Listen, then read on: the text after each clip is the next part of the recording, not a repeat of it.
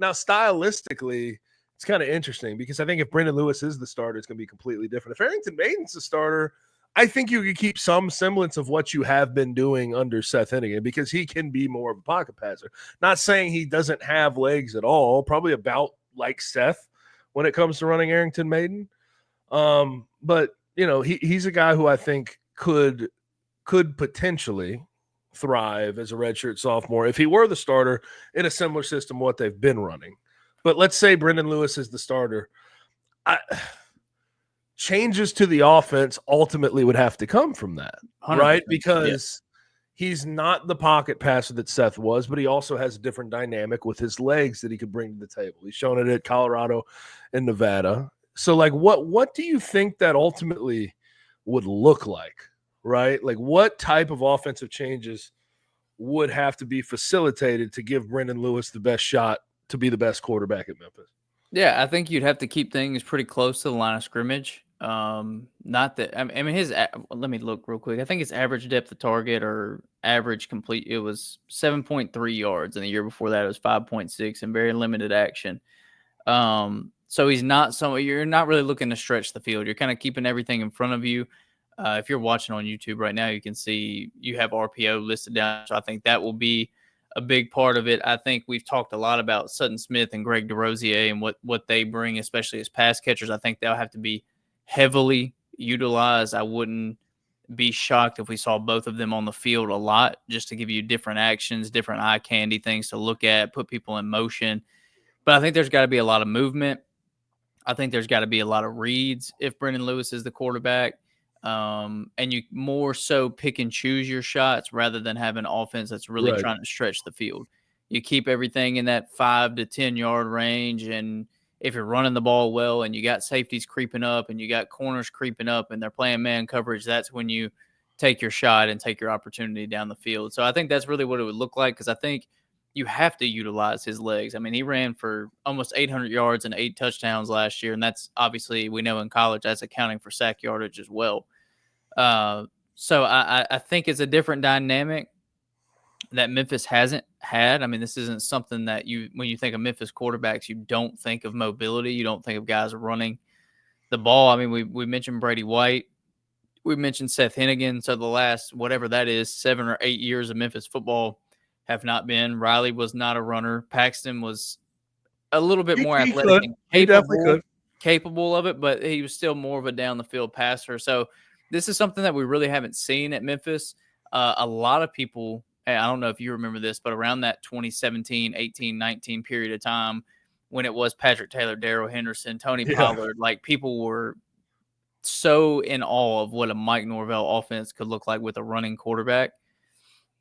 And so, and obviously this isn't a Mike Norvell offense, but I just think it could be good for Memphis to have, and good for Tim Cramsey and good for Ryan Silverfield to have to mix things up and to have to get creative and get outside the box, because there were so many times over the last few years where people were talking about the lack of creativity in this offense. And if you're given a quarterback that's not a true pocket passer, that's not a great down the field passer, your hand is almost forced to get creative and have more ways to get people the ball in space and to play off your quarterback's legs. So I think if Brendon Lewis is the starter, it should really be able to open this offense up, and Ryan and Tim should really be able to get creative in what they can do. And it's not because Brendon Lewis is some incredibly arm talent level quarterback, but it's because he has a skill set that they haven't utilized before. Yeah, and here's the thing. He's a capable thrower of the football. I don't want that to be lost on people. No. Like, the guy can throw the hell out of the football from the pocket, off platform, do all those things. But I don't think he is Seth Henigan level when it comes to progressing through reads and being able to put that amount of trust into a guy. One, he's never really done that in his college career. He hasn't been in good situations where they've been able to utilize that skill set. And two, he's a first-year transfer. Seth Henigan was on campus with Tim Cramsey for 3 years. Right. Like, there's a level of trust that's built in to a relationship like that. But like I you brought up that running back room and like the playmakers, Patrick Taylor, Darrell Henderson, Tony Pollard, Antonio Gibson, Kenny Gainwell. Like I want to draw a parallel, because I'm not saying this running back room's the same as that room, because I don't think it's hard to imagine anyone in the country recreating that running back room. Like, I'm 100%. talking even Alabama. Like, Yeah. that was a ridiculous running back room, 2018, 2019, when they were able to, make that Cotton Bowl run.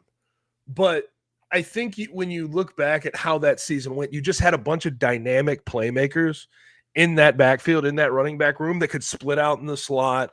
They could catch a ball out of the backfield. You could run two backs out there, split back sets. You could run a lot more 21, 20, personnel groupings where you have two backs on the field. I think that is what this year could look like in a lot of ways, because Sutton Smith and Greg DeRosier, while I get the sense that they're not the best in between the tackle runners, they can run the ball in between the tackles if you ask them to. Like, you can ask them to do a lot of different things and make them dynamic playmakers. And that's why I bring up the RPO thing, because when you have dynamic playmakers like that, you want to give options to the quarterback. Yeah. And I think between those two running backs and some of the guys they have on the outside, while unproven, they're very athletic and they can move. CJ Smith, transfer from Purdue, who was a Georgia commit out of high school. He runs near a 4.4, 4.3. He's strong as hell. He's 6'2". He's a guy the staff really likes. He was on the Bruce Feldman Freaks list. Yeah. Like, just sort of looking at guys like that, Brady Cluse, Jaden Thompson, a transfer, like giving them some now routes to the outside and some of those RPO concepts. I think that has the chance to be pretty dynamic and solid for the Tigers. I'm not saying they're going to abandon the downfield passing game and what Seth Henigan did well, but I think that in the grand scheme of things, you need to play to your personnel. We talk about the difference between good and great coaches all the time. Good coaches have a system. They force you to fit that system. That system works. Great coaches take the personnel that they have and, formulate build a system off of that around the personnel that they have. And I think that this is going to be a big test for this this offensive staff, Tim Cramsey in particular. I think he'll pass the test, though. I have no reason to believe that he's going to, try to fit a square peg into a round hole when it comes to Brendon Lewis or whoever he runs out there at quarterback.